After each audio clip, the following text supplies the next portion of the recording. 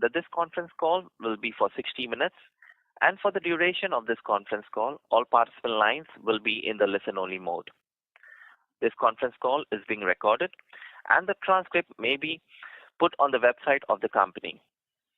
After the management discussion, there is an opportunity for you to ask questions. Should anyone need assistance during the conference call, please signal an operator by pressing star, then 0 on your touchtone phone. As a reminder, all participant lines will be in the listen-only mode. Before I hand over the conference to the management, I would like to remind you certain statements made during the course of this call may not be based on historical information or facts and may be forward-looking statements. These statements are based on expectations and projections and may involve a number of risks and uncertainties such that the actual outcome may differ materially from those suggested by such statements.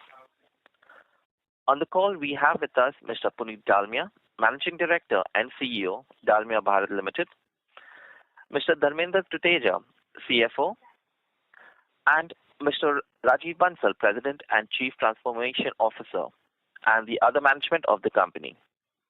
I would now like to hand the conference call over to Ms. Aditi Mittal, Head of Investor Relations. Please go ahead.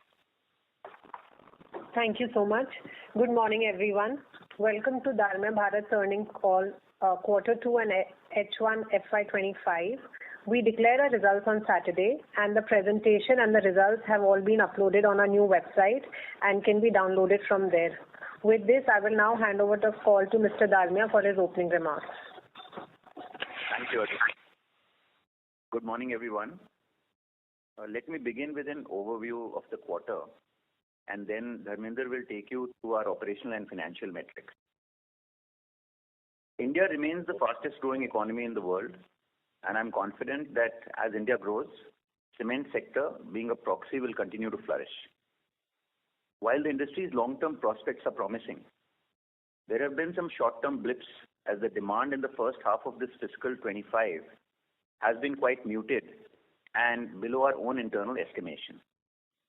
While H1 growth in the cement sector is expected to be around 2 to 3% based on analyst estimates, I believe that H2 will see a good bounce back and could grow around 8% YOY with a full year growth around 6%.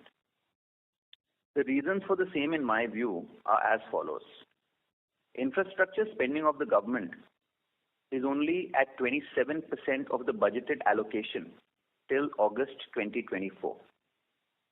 This percentage in FY24 was at 39% for the first 5 months. There is no reason to believe that the government will not spend the budgeted amount given the robust collections. This would mean almost double the monthly run rate of infrastructure spending by the government as compared to the first 5 months.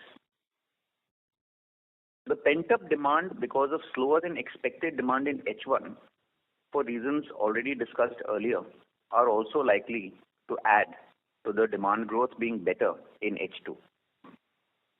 The real estate cycle is on a multi-year upswing, and we expect a strong pickup in the construction activity in H2.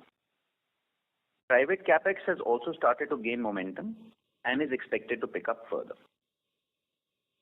I continue to believe that the larger players would outperform the other players in terms of growth, as we have seen in the last many years. This will only accelerate further given that there is consolidation in the sector. We at Dalmia have laid a strong foundation to grow volumes by at least 1.5 times of the sector.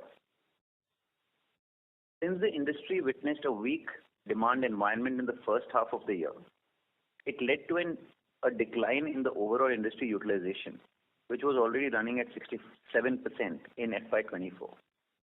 As a result of this, the industry saw a weak pricing environment and saw prices come down. I believe that with the expectation of a strong demand revival in H2, prices should start moving up from here on, though the competitive intensity may not allow much gains on this front.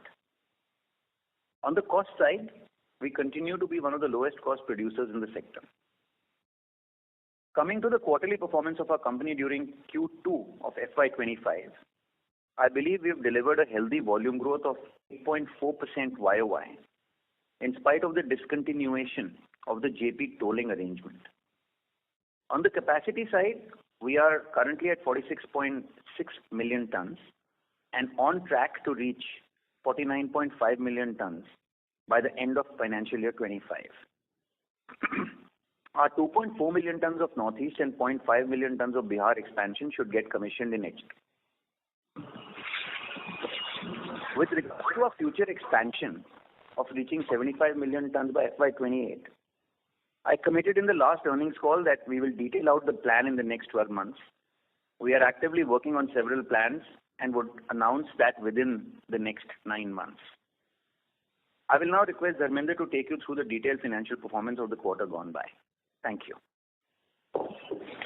Thank you, Puneetji. Good morning, everyone.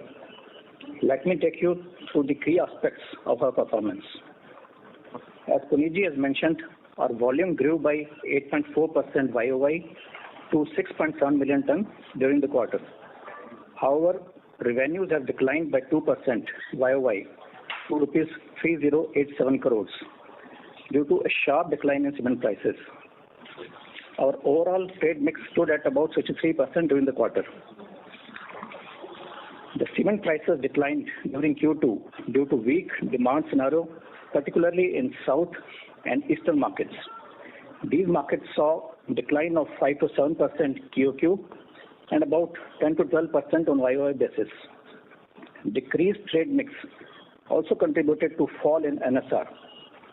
As Puneetji said, we expect these prices to improve in H2 with rebound of demand, though the competitive intensity may cap any significant gains on this account. Moving on to the cost items, our raw material cost during Q2 increased marginally by 0.4%, rupees 7 per ton of cement production on a YOY basis. As we have discontinued the cement tolling operations at JP, our overall cost now doesn't include any cost of purchased material.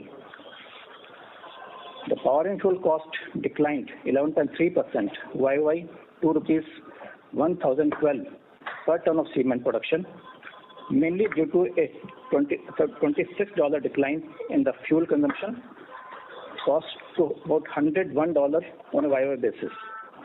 On a QOQ basis, it declined by about $5 per ton.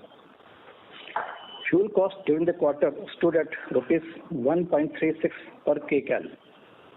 Our share of renewable energy has also improved to 39% during the quarter. We are working to get additional cost saving of rupees 150 to 200 per ton from our different initiatives. In line with this, we continue to put renewable power capacities across our various locations.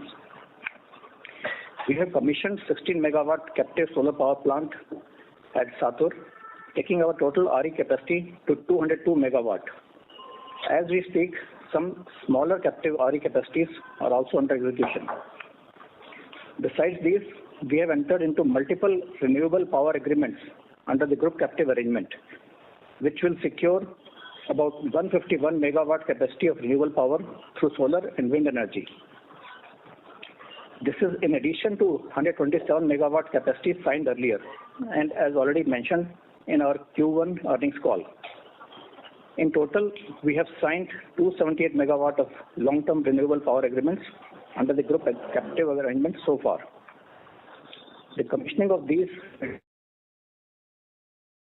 from next quarter onwards, and by end of FY25, we should have operational RE capacity of 341 megawatt, including 128 megawatt from group captive arrangements.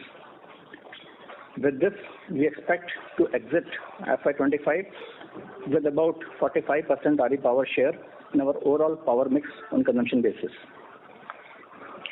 During the quarter, our logistic cost increased by about 7.6% YOY to rupees 1,102 per ton since we started servicing central markets from our eastern plants. The quarter also had only 1 month of busy season surcharge waiver as against 2 months in same quarter last year. The employee cost during the quarter declined by 3% YOY to rupees 219 crores. However, other expenses rose 15.7% YOY to rupees 546 crores, primarily due to higher number of shutdowns of plants and increase in packing and material handling costs linked to the increase in sales volume.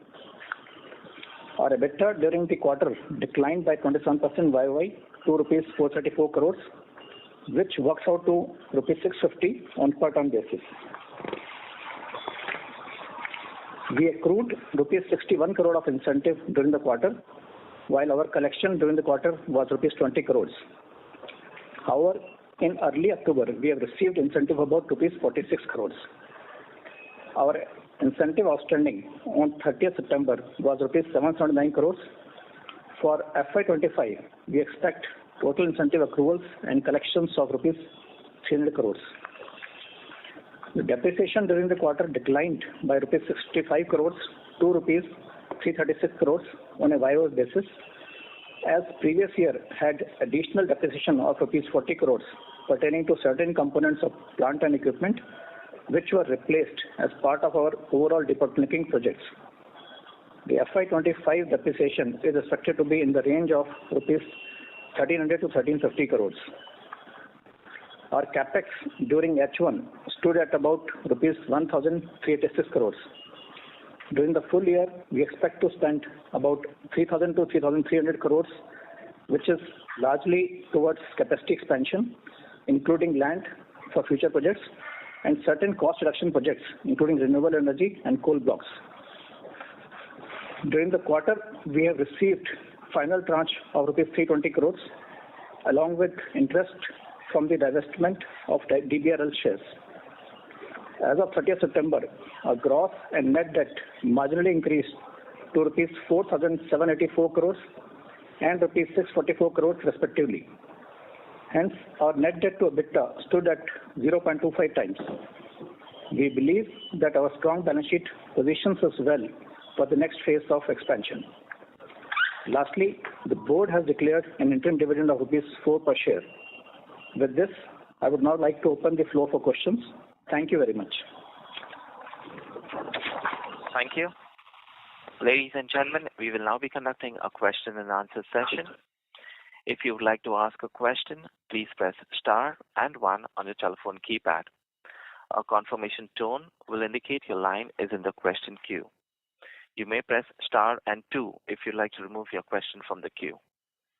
For participants using speaker equipment, it may be necessary to pick up your handset before pressing the star keys. Ladies and gentlemen, we will wait for a moment while we poll for questions.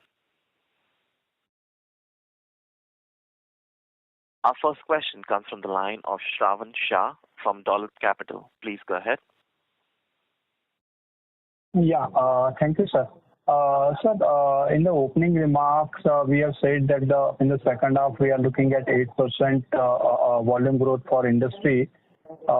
Just trying to understand for us in the 1H we have done close to 7.2, but for us how we look at the second half in terms of the volume growth, because if we now remove the JP volume which was there in last year in the second half, is it fair to say that we will be just doing a 1 or 2% kind of a growth in the second half? So net for FY25 we will be having a close to 3.5 to 4% max kind of a volume growth.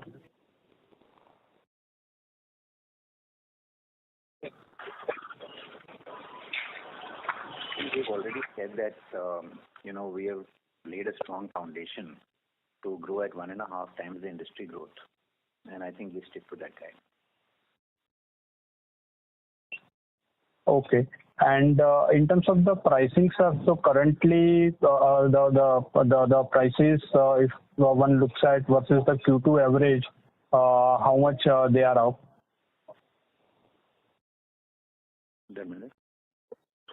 Yeah, the month to date October prices are of the same lines as the Q2 average. Okay. And on the capex front, so particularly the capacity, sir, just trying to understand that we are sticking to 75 million ton by FY28. So additionally close to 25 million ton. So roughly, if somebody looks at in terms of broadly, even if $60-70, then also 14,000-15,000 crore kind of a capex. So if you can help us, so from FY25 you have already mentioned, 26, 27, 28 also we will most likely to see the similar kind of a capex, 3,500, and ultimately that will keep on increasing our net debt. So is it a fair understanding?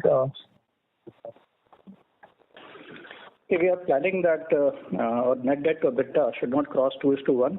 As we detail out the plan for the 75 million capacity, location by location, will also give clear guidance on the debt levels. But I don't think that should be a concern, as we have articulated our capital allocation policy, that we'll try to keep our net debt to EBITDA up to 2:1 only. Just last data point, if you can share premium share, blending ratio, CC ratio, railroad mix, and lead distance for Q2. Okay, our CC ratio is for this quarter 1.64. The blended cement sale is 82.7%. The lead distance this quarter is 280 because we increased supplies from eastern plants to central region. And rail road mix is 15% rail and 85% road. And the premium, sir? Yeah, premium is 22.4%. Okay. Thank you, sir. Thank you. Thank you. Thank you. The next question is from the line of Amit Morak from Axis Capital. Please go ahead. Yeah, hi. Good morning. Thanks for the opportunity. So, my first question is on capex. So, I believe you've cut down your capex guidance from about 3,500 to 4,000 earlier to 3,000 to 3,300 now, and in the 1H, you've spent even lower than that 100. Now, my understanding is that on Northeast, the guided capex is about 3,600 crores with commissioning of Q4FY25. So, are we running behind schedule on the Northeast project? And could you refresh the timeline of both grinding and clinker commissioning in Northeast? So, clinker, as we said, will come in the FY26. We expect it around September of next year. And grinding is also will be coming in this current financial year in S2, most likely around December or January. How much is already spent on the project? So out of the current year, as I said, about 70% is toward this. So close to about 1,000 crore is already spent on the grinding side, and grinding as well as this in the current year. And nothing spent on clinker yet, is it? The clinker is also in process. So both combined, I'm saying last year also we had spent something, and the current year is about 1,000. So it is on track and in line with what we had planned.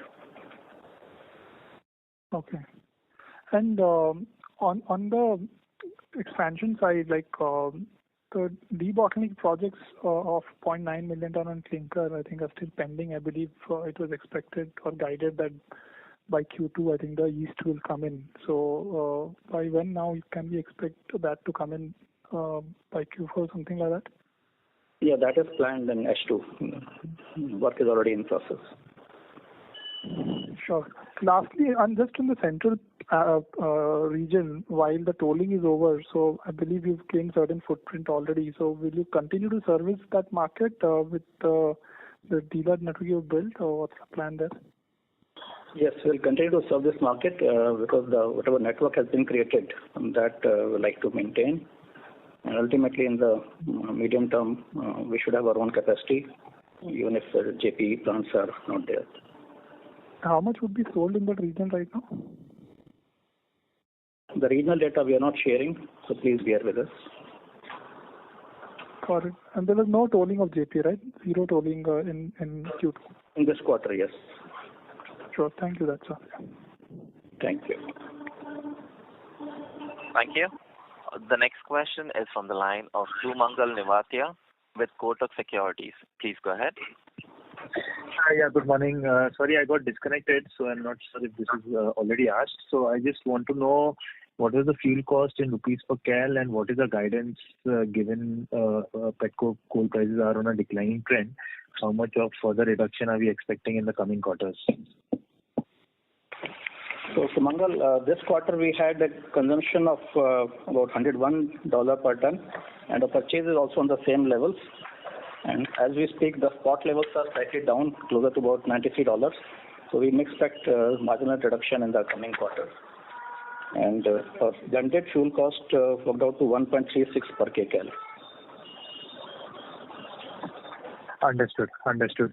And on the overall renewable power mix, I read we reached 39%. Is it possible to share what sort of expectation do we have for say FY26-27 individually, and what sort of cost saving should we build in given the higher share of renewable? Currently we are at 39%. By year end we expect it to reach closer to about 45%, and next year and we should be about 50% or so. And about 150 to 200 rupees savings which we are targeting from various cost initiatives. So that targets about savings from the VC as well as the logistic, and VC savings will primarily come from renewable power as well as coal blocks. So we can expect about 50 rupees per ton savings in the current year, another 50 rupees savings in the FY26, and another 200 rupees or so in FY27 by when all the coal blocks will be operational. Understood. That's very clear. Thank you and all the best. Thank you, Sumangal. Thank you. The next question is from the line of Ritesh Shah with Investec. Please go ahead. Yeah, hi, sir. Thanks for the opportunity. So a couple of questions. First is, in the initial remarks, you indicated that we expect pricing to inch up in the second half, subject to competitive intensity. The question is, what is our strategy to combat competitive intensity? See, basically, it's aligning our goals with the goals of the dealers. So it's all about relationship management with the dealers. Market continues to remain dynamic and competitive. So our response time to the market dynamics will be very fast, so that we continue to do this. And also we'll be continuing to increase our share in the premium segment, as well as when we are pricing the products to the customers. We'll ensure that it takes into account the finer nuances of the dealer mix as well as the incentive strategies. I think sure, sir. Just add to what you said. I think long term we want to maintain our cost leadership. We want to invest in our brand. We want to deepen our distribution, and we want to improve our service. So I think there will be these things will be a continuous journey throughout, no matter what happens, because it will just improve the our ability to service our customers and add value to their businesses. So I would just say that there will be times when industry prioritizes market share over margins, and there will be times when industry will prioritize margins over market share. This happens in every industry. Our industry is no exception. And I think this is the time to improve our efficiencies and just stay very, very focused on execution and invest in brand and distribution. So I think that's just going to be our strategy, market by market, and just continue to execute. So put our heads down and continue to execute well. That's it. Sir, thanks for the answer. Just a related one. You indicated we will align ourselves with the dealers. I think it's probably visible given the discount increase that we have seen in FY24 annual report or FY23. It's a pretty steep bump, almost 11%. And it stacks up in line with the highest in the industry. And if I look at the same variable, it's like 13% CAGR over the last 5 years. So when we say basically focus will be on cost, how should we look at incentives and discounts? Because this number has been ballooning up very, very sharply, impacting profitability. So are we saying that we will scout for market share in the interim if it means playing along with the dealers to ensure that we maintain our market foothold? I think the strategy will be different market by market.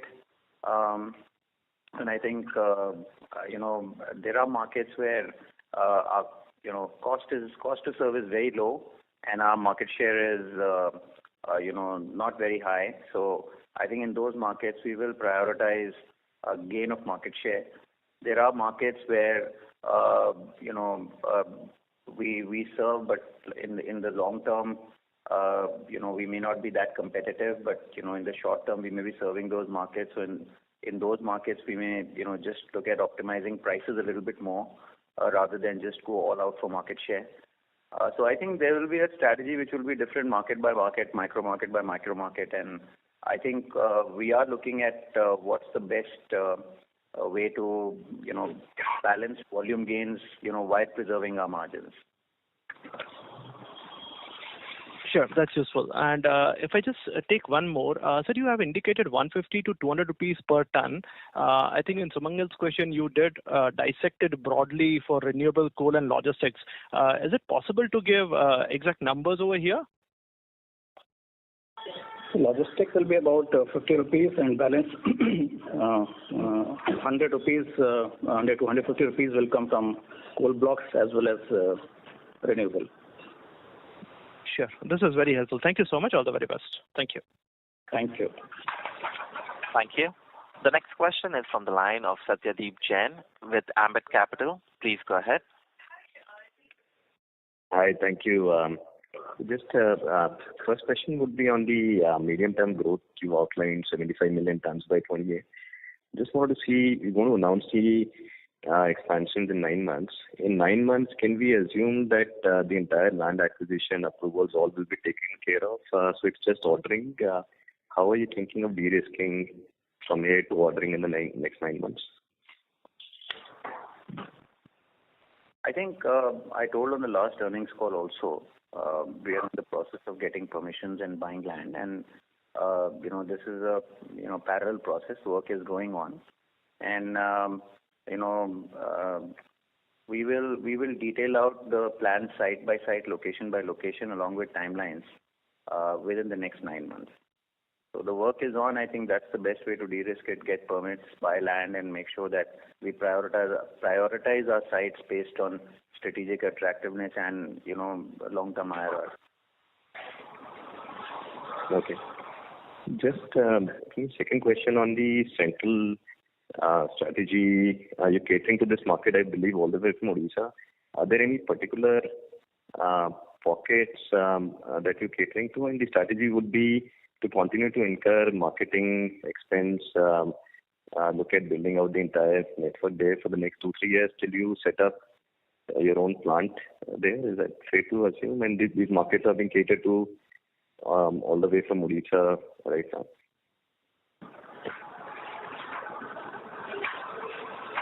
Yes, I think it's fair to assume that. Dharmendra, do you want to add to it? Yeah, earlier we had built network in UP primarily, closer to Allahabad as well as Varanasi. So those markets are continuing to be served. And of course, the expenditure of the marketing, brand building, etc., is in line with the volume of sales which we are incurring there, so that the costs are in line with the revenue being done from these regions. Okay. Thank you. Thank you. The next question is from the line of Pavas Petia with Aditya Birla Mutual Fund. Please go ahead. Hi, sir. Just want to understand how sacrosanct is this 75 million ton number for you, and what will make you change this postponement of giving the utilization still remains of 70% for the entire farm? I think I have, already shared that, we think that we are going to build 100 million tons by financial year 31. Our medium-term plan is to build 75 million tons by financial year 28. And if, let us say, there is some massive blip in the industry, either upside or downside, we will always review our plan and pace it along with, how we see the industry shaping up. So these plans are more or less firm, but I think if there is a, massive shock, micro shock, we'll have to adjust to those shocks and pace the plan accordingly. Sure. And secondly, on this 3,000 crore plus capex number for this year, should the similar trend continue in FY26-27 and beyond? So with the known announced expansion plans, the next year capex should be about 2,500 or so. And of course, when we announce the next line of growth capex, then we give more visibility about next 2 years capex guidelines. So, and if I have to speak of the maintenance part, now what will be that number? It's close to about 250 to 300 crores per annum. Sure. Thanks. That's all. Thank you. The next question is from the line of Prateek Kumar with Jefferies. Please go ahead. Hello. Yeah, good morning, sir. My first question is on the pricing. So, reported like around 5.5% drop in pricing quarter on quarter. Do you think is this worse than industry in your markets, or like it's in line because your volume growth is faster than industry probably? So, had the higher volumes come at the expense of much worse pricing? I think it's hard for us to say. Ramir, let me just handle this and you can add to it. Sure. I think it's hard for us to say because there are areas where we've repositioned our brand and we are able to charge a higher price. But this quarter our non-trade mix has gone up, which typically sells at a lower price than the B2C business. So there is a definite impact because of volume, because of the segment mix. But overall, I think, in many markets, we have been able to reposition the brand and get a slightly higher price than what we were getting earlier in the trade segment. Dharmendra, please, do you want to add to? Yeah, our reading was that our decline is in line with the market decline of prices. Even south and eastern markets have shown much bigger declines. That has translated into our overall NSR decline. Okay, related on question on non-trade mix on higher. So in a market environment where generally the government demand has gone down, we are trying to increase market share in non-trade segment. That is also probably weighing on prices. That be right? See, quarter to quarter, it may have some changes, but we continue to remain focused on increasing our trade mix. And gradually, of course, you'll see that traction rebuilding. Okay, and one other question regarding, if you've, like in one of the remarks earlier, you said about market share over margins quarter to quarter or year to year. So, I mean, we have a few quarters back, we talked about EBITDA margin of around 1,100 to 1,200. We're currently at 650 in this quarter. What are the kind of margins, at least for near term, when we talk about this market share versus margins? This year, what kind of margins we might be looking at? Quarter to quarter, it's very hard to predict, but if you look at H1, it's somewhere in the region of 750 to 800. And I personally believe that prices should move up a little bit gradually. So I would think that, maybe just 900 to 1,000 is sustainable. Sorry, your voice was unaudible. What should be sustainable? I'm saying that, if you look at H1 numbers, H1 EBITDA per ton, is somewhere around 782. Odd. How much is it? Does it exact? 782. It's 782. So quarter to quarter numbers could be volatile, but we think the prices may be slightly better in H2.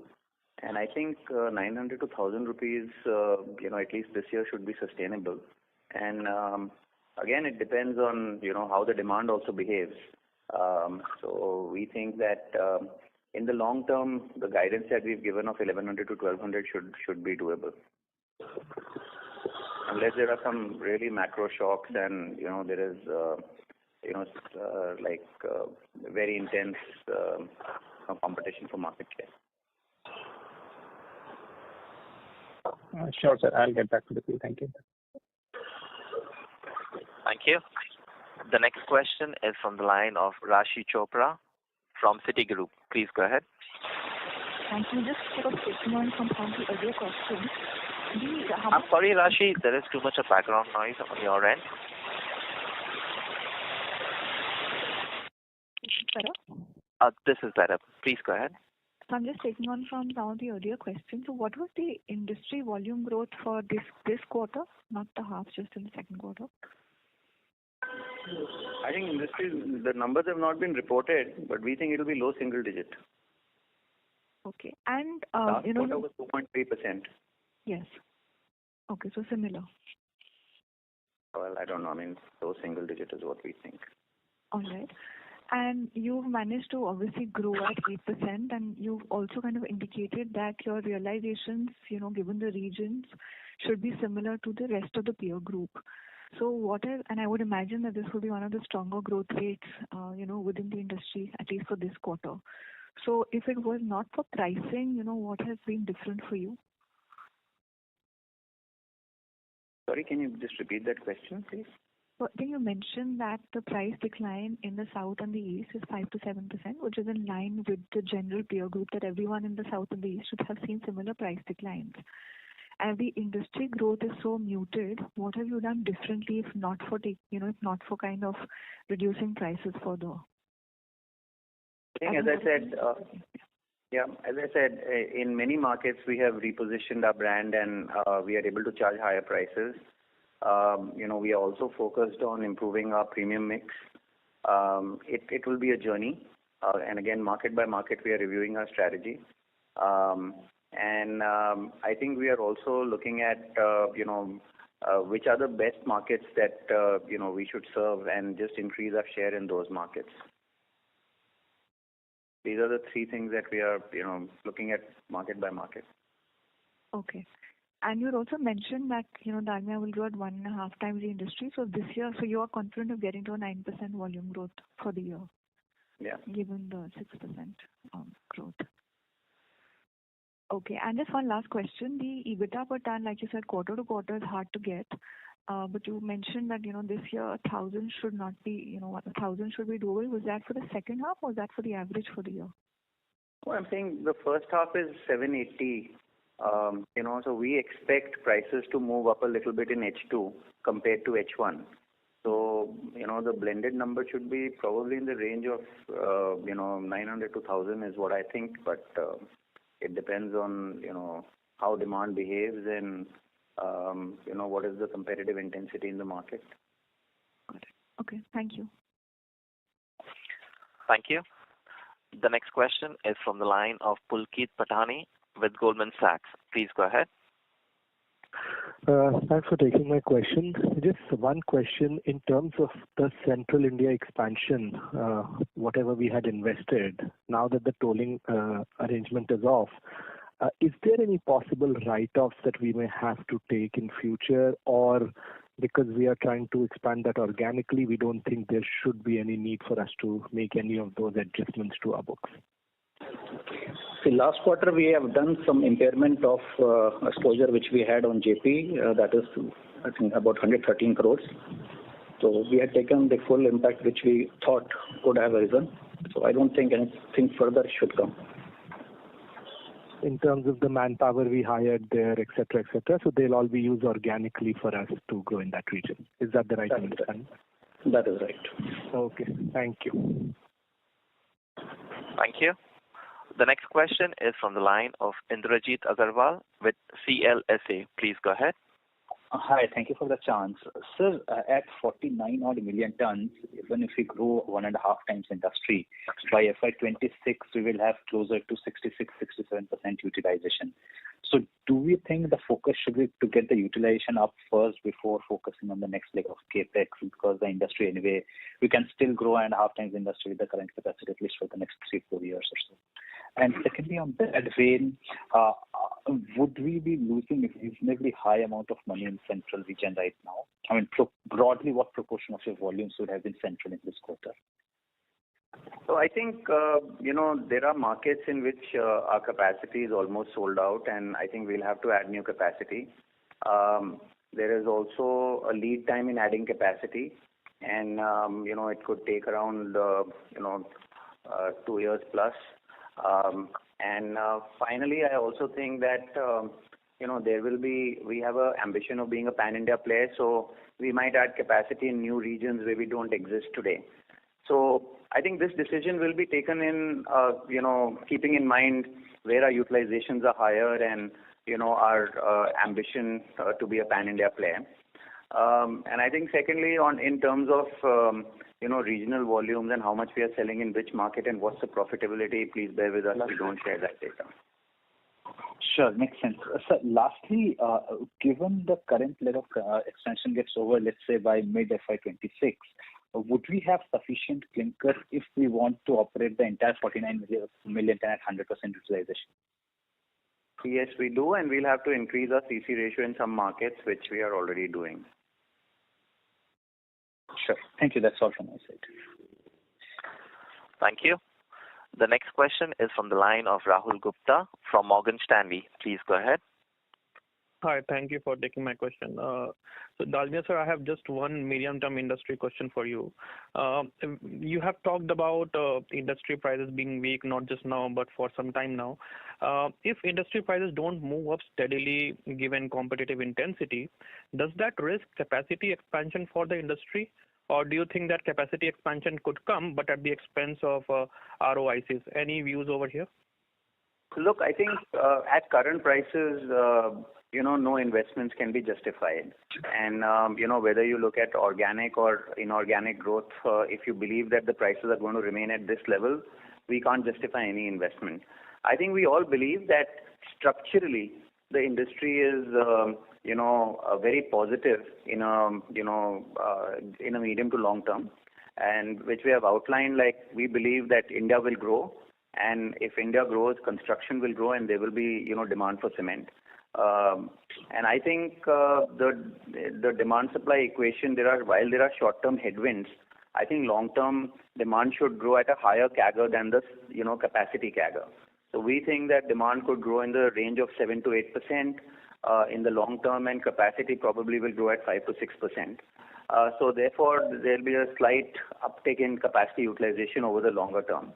We also think that the top players are expanding faster than the smaller players, and there is increased M&A in the sector. So the share of top four will go to 60% by financial year 27. And I think just with increasing consolidation and very good long-term demand supply scenario, I think the entry barriers are rising in this business, so we can expect better pricing. But it's very hard to predict what will happen in the short term. And we've even seen, if we look at our last 10 years, 20 years of history, there has been, it's a cyclical business and prices are very volatile. But if you take a 5 to 7 year view, it all evens out. And, this business requires patience. This business requires not being disappointed when chips are down and not being too exuberant or arrogant when you are making too much money. So I think you have to keep balance and you have to keep the conviction.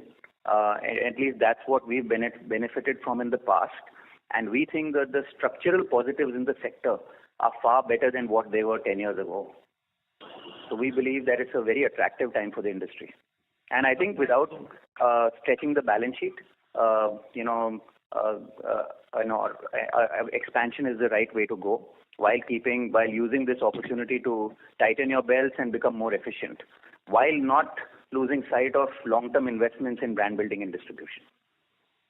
Thanks so much. So just to understand this better, so at what capacity utilization levels do you think that pricing power comes back materially, or how should we look at what prices it makes sense for the industry to add capacity, not thinking about near-term headwinds, or we should just forget about near-term headwinds and think about medium-term and long-term outlook for the industry and not think about ROICs in the near term? I think, you can do the math yourself if, the capacity creation cost, an M&A cost is in the range of, let's say, $90 to $120 per ton. Let's say an average of $100. I think the EBITDA has to be in the range of, in my view, 1,500 rupees per ton in the long term. Got it. Thank you so much. Thank you. The next question is from the line of Naveen Sahadev with ICICI Securities. Please go ahead. Yeah, good morning, and thank you for the opportunity. My question was, in the earlier comments, you said there was an increase in the non-trade share in the quarter. So could you just give details as to how much was the sequential increase in non-trade over previous quarter? Yeah, previous quarter we had 64%, and this quarter we have 63%. So there's a trade has gone down by 1%, and non-trade has gone up by 1%. On a YY basis, this is about 5%, because last year we had 68% trade mix, now it is 63%. So on a YY basis, 5% increase. On a QOQ basis, 1% increase in the non-trade portion. Sure. The reason why I'm asking this is because in the second half, if the government demand is expected to come back, which is where the infrastructure-led demand will bounce and lead to overall industry volume growth, is it fair to assume that this shift or tilt in favor of non-trade can only go up for you? And in the same breath, is there a possibility or a rethink on our plan to venture into the OPC market of non-trade? If I'm not wrong, we are not selling, in the East, I think we hardly sell in the OPC market at all, and maybe in the South, overall blending being at around 87% odd. So is there a expectation that non-trade will go up and our share of OPC will rise? Thanks. So I think in the short term, it's hard to predict. We are running at low capacity utilization right now, and we will see whatever is best done to maximize our contribution. But I think in the long term, we are more committed to blended cements, and I think we are more committed to increasing our share of trade. Understood. Helpful. My second and last question is on the capex.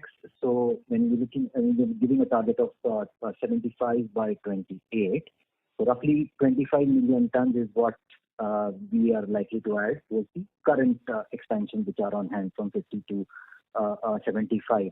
So is it fair to assume that from 26 to 28, as in 3 years, the capex, because I'm assuming it will be a mix of greenfield and brownfield, so our capex over these 3 years could be around 18 to 20,000 crores. Is that the way to look at it? I think we don't want to give any numbers right now. We are still working on exact plans in which market, how much, and what capacity. So I think you'll have to wait, till we announce the plans. Appreciate. Thank you so much. Thank you. The next question is from the line of Saket Kapoor from Kapoor & Company. Please go ahead.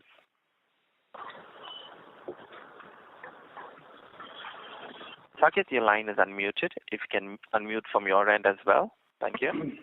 Yeah, Namaskar, Dalmia ji, and thank you for the opportunity. Firstly, sir, for the EBITDA per ton number, you mentioned the number of 650 also. 650 is for the second quarter, or if you could just correct me there. 782 is for the H1. Yeah. Yes. Q2 is 650. Okay, and the blend is average is 782, so that was significantly higher for the first quarter. Yeah, that's right. First quarter was 900. Okay. Sir, when we look at our other expenses line item, that has been steady up for this quarter also. So can you explain the nature of this other expense line item of 546 crore? So this has gone up from the last year or maybe from year to year also because of the higher number of shutdowns of the plants. So the repair cost or contractor cost, etc., comes in this line. And when I see last year on year, then since the volume has gone up, so there are some volume linked costs like tax cost, commissions, etc. So these costs also go up accordingly. Okay. Can you quantify the one-off line item for the repair part that was included for this quarter? So that will be about 40-50 crores. but there could be shutdowns in Q3 also, but bulk comes in Q2, and then Q3 is the next one, and Q4 particularly comes down very significantly. Right. And so utilization levels, sir, for the entire entity was about 65% for the first half.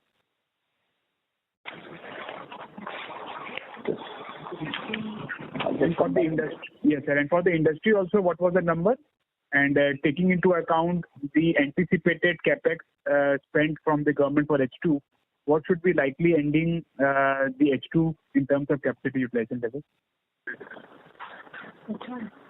For this year, for this quarter, we had a capacity utilization of 58%, but we expect it to go up in the coming quarters because this was a seasonally weak quarter. Right. Industry is also, I think, currently about 67% or so. 67% is for the industry.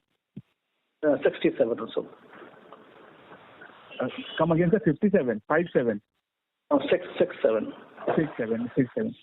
Sir, taking into account our the capex that we envisage and also the other aspect of the weak market, it is always good that you share your the profits with your investors.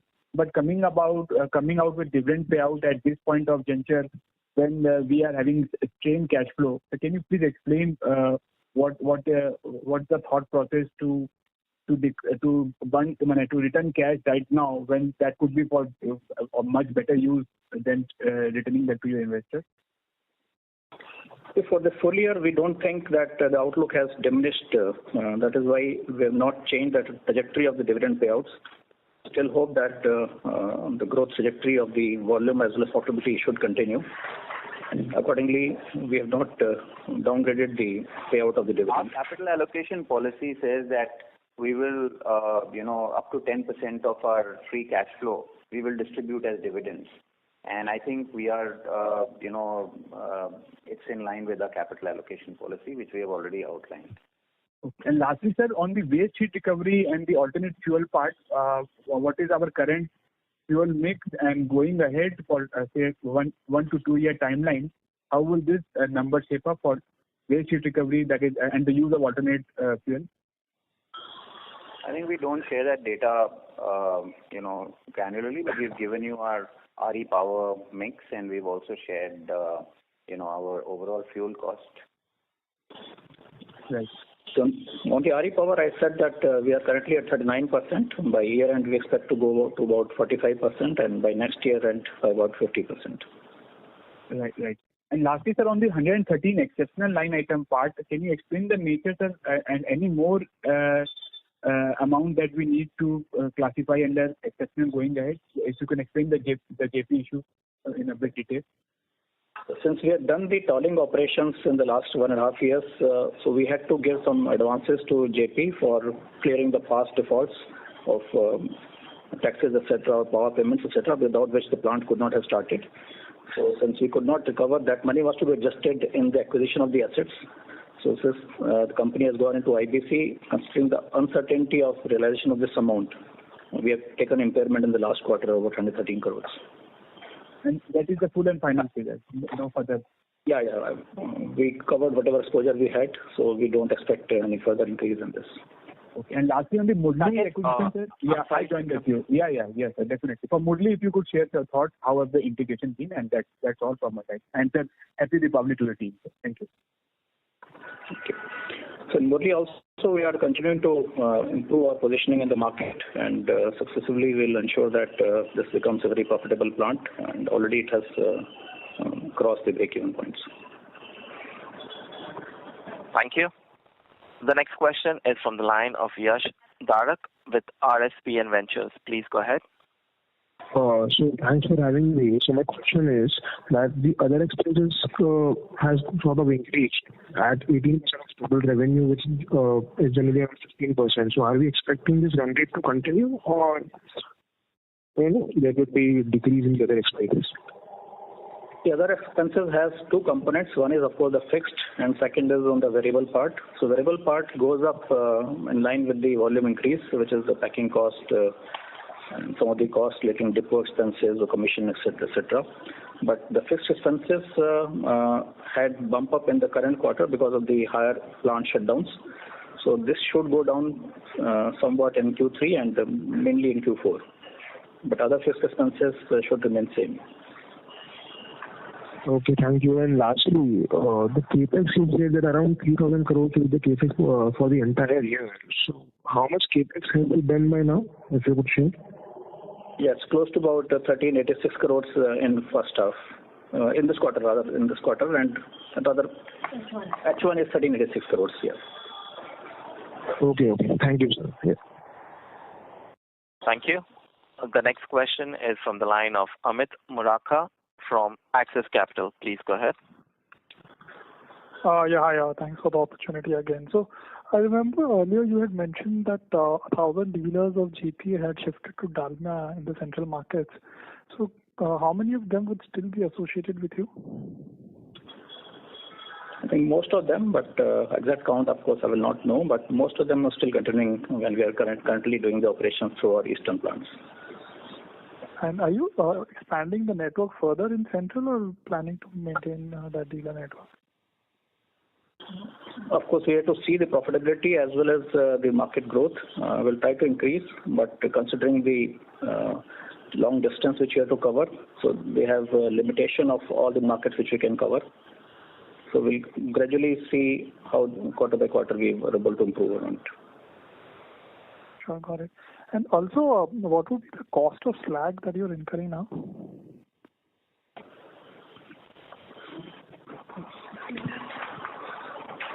There is a small increase over the previous quarter.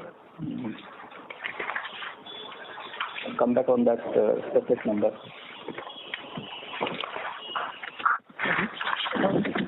How much would it be, I guess, if you could give to ballpark also? Like?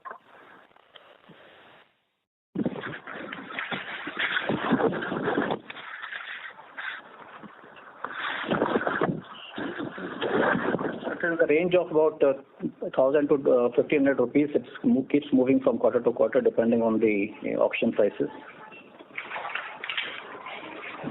Okay, sure, yeah. Thank you. Thank you. Ladies and gentlemen, we take the last question from the line of Shravan Shah from Dolat Capital. Please go ahead. Thank you, sir. Sir, just wanted to understand the 8% growth that we are looking at for industry in second half. And so for us, we have already said that we are looking at 9% volume growth for FY25. So broadly, is it fair to say that in the second half for us, South would be growing better than the East? I don't think we can give regional numbers, and I think we've already said that our estimates for industry growth are better in H2 because Q1 was a election quarter and Q2 was a monsoon quarter. So we think there is pent-up demand in housing which could come back. We think government spend on infra will gather more momentum. We think real estate and private capex will also, contribute to this. So our best estimate is that this can go to 7 to 8% in H2. And, we think that based on this, maybe prices could be marginally better, although it will depend on competitive intensity also. So given that, we think that, Dalmia can continue to grow in the range that we have guided for. Thank you. Okay. And lastly, sir, petcoke share and domestic coal share in the fuel mix in Q2 was how much? I don't think we will give that data here right now. Okay. No issues, sir. Thank you. Thank you. Ladies and gentlemen, this concludes our question and answer session. I would now hand the conference over to Mr. Puneet Dalmia for his closing comments. I think this was a weak quarter from a pricing standpoint, but our volume growth was quite healthy. We are still very bullish on the long-term prospects of the industry, given the great demand outlook and the consolidation that is happening. We will continue to build Dalmia to be more efficient. We will continue to look at our expansion plans in line with our long-term guidance of pan-India footprint, as well as adding capacity where we think, we are sold out and we need more market share. So I would just say that I still have great conviction and great belief in the long-term story, and cement is a proxy growth for the India long-term story. Thank you for your interest in us, and wish you and your families a very happy Diwali. Look forward to seeing you in 2025. Take care and have a great day. Bye-bye. Thank you, sir. On behalf of Dalmia Bharat Limited, that concludes this conference. Thank you for joining us, and you may now disconnect your line.